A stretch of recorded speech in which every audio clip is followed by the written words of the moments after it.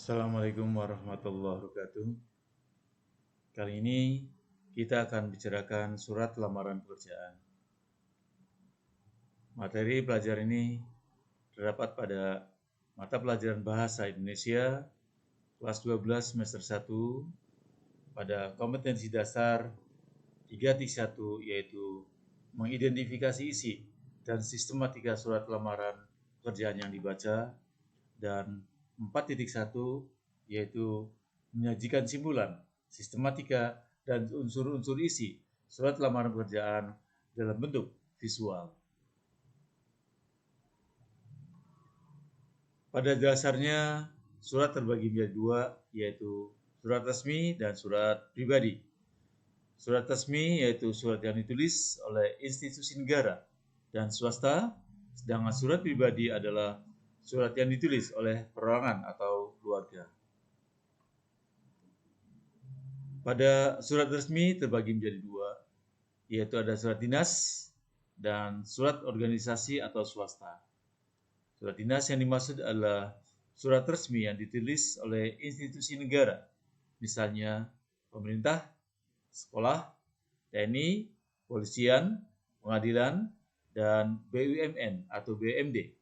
Sedangkan organisasi swasta atau organisasi yang lain yaitu surat yang ditulis oleh organisasi kerja, contoh perusahaan dan lembaga swasta, dan organisasi kemasyarakatan. Contoh dari surat dinas adalah surat edaran PSBB, surat keputusan, dan surat pemberitahuan waktu belajar. Sedangkan surat yang ditulis oleh organisasi swasta sebagai contoh adalah surat penawaran, surat pemesanan, dan surat pembelian. Surat pribadi pun terbagi menjadi dua, ada surat pribadi resmi dan surat pribadi biasa. Surat pribadi resmi yaitu surat yang bentuk, kepentingan, dan bahasa menggunakan bentuk baku, sedangkan surat pribadi biasa adalah surat yang bentuk, kepentingan, dan bahasa menggunakan bentuk bebas. Sebagai contoh, surat pribadi resmi adalah surat lamaran pekerjaan, dan surat pribadi biasa adalah surat undangan pernikahan. Kita akan bicarakan pada hal yang harus kita bicarakan sekarang, yaitu tentang surat lamaran pekerjaan. Pada dasarnya, surat lamaran pekerjaan adalah surat lamaran pekerjaan adalah surat pribadi resmi permohonan pekerjaan kepada institusi pemerintah atau institusi swasta. Sedangkan fungsi surat lamaran kerja adalah sebagai tanda bukti tertulis pengajuan surat permohonan pekerjaan, sebagai media atau alat komunikasi, dan sebagai dasar pertimbangan penerimaan pekerjaan. Alasan pembuatan surat lamaran pekerjaan adalah adanya inisiatif sendiri. Ini apabila kita mengirimkan surat lamaran pekerjaan pada sebuah institusi. Tentu saja, ini diawali langsung dengan data pribadi. Atau ada yang berdasarkan informasi berita, yaitu yang berasal dari adanya informasi berita lowongan pekerjaan di berbagai media, baik media cetak maupun media elektronik atau internet. Pada sistematika surat lamaran kerja, terdiri dari titik mangsa, alamat surat, salam membuka, pembuka surat, isi surat, penutup surat, salam penutup, dan tanda tangan dan nama jelas pelamar kerja. Kita akan bicarakan satu persatu. Yang pertama adalah tempat dan tanggal surat, atau yang biasa disebut dengan titik mangsa. Tempat gunakan daerah tingkat 2, sedangkan tanggal surat berisi adalah tanggal, bulan, dan tahun. Tanggal menggunakan angka, bulan menggunakan huruf, dan tahun menggunakan angka lengkap. Bagi contoh, Cirebon, 22 Juli 2020. Alamat surat adalah tujuan surat yang dialamatkan dan kemana surat ini akan kita tuju. Sebagai contoh, yang terhormat Kementerian Pendidikan dan Kebudayaan Republik Indonesia, Jalan Jenderal Sudirman Senayan, Jakarta. Ada beberapa hal yang perlu diperhatikan. Yang pertama, jangan menggunakan kata kepada.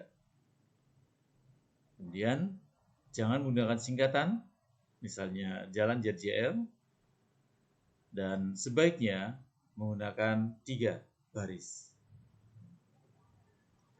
Salam buka yaitu dengan hormat, koma, dengan D kapital sebagai awal surat, awal kalimat, dan hormat kecil.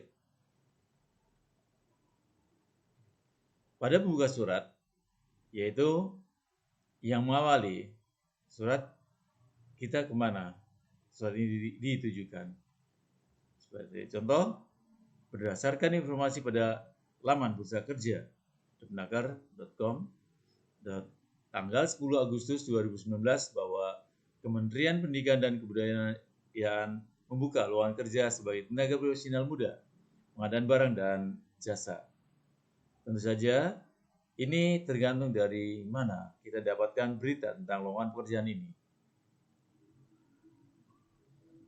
Isi surat dilanjutkan dengan maka dengan ini saya, nama, tempat tanggal lahir, jenis kelamin, pendidikan terakhir, alamat, dan surat elektronik. Penggunaan nama, tempat, jenis, pendidikan, alamat, dan surat ditulis dengan huruf kecil.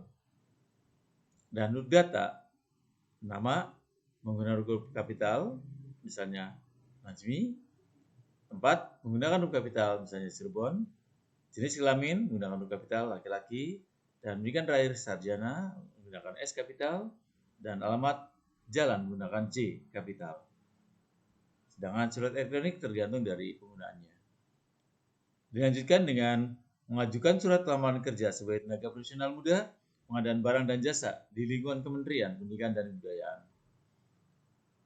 Awal kalimat ini menggunakan huruf kecil, sebab ini bagian dari pembuka surat. Diikuti dengan lampiran, diawali dengan sebagai bahan pertimbangan, saya lampirkan fotokopi KTP, pas foto ukuran, dan seterusnya. Pada sebelah kanan, diikuti berapa banyak yang kita lampirkan. Misalnya menggunakan lembar, 1 lembar, 2 lembar, atau menggunakan eksemplar. Lembar jika satuannya itu berupa lembar. Eksemplar jika satuannya itu disatukan di dalam bentuk buku atau disatukan. Dan bentuk surat yaitu demikian surat lamaran kerja yang saya buat. Atas perhatian dan perkenan Bapak disampaikan terima kasih. Ada beberapa hal sini yang jadi perhatian. Yang pertama adalah atas perhatian dan perkenan. Usahakan dengan menggunakan 2 hal, perhatian dan perkenan. Kemudian menggunakan kata disampaikan, bukan diucapkan. Sebab surat tidak bisa bicara, tapi sebagai alat penyampai. Pada bagian salam penutup, gunakan hormat saya, dan pada bagian akhir yaitu tanda tangan dan nama jelas. Demikian tentang surat lamaran kerja pada awalnya. Kita insya Allah bertemu lagi pada pertemuan yang akan datang. Terima kasih. Assalamualaikum warahmatullahi wabarakatuh.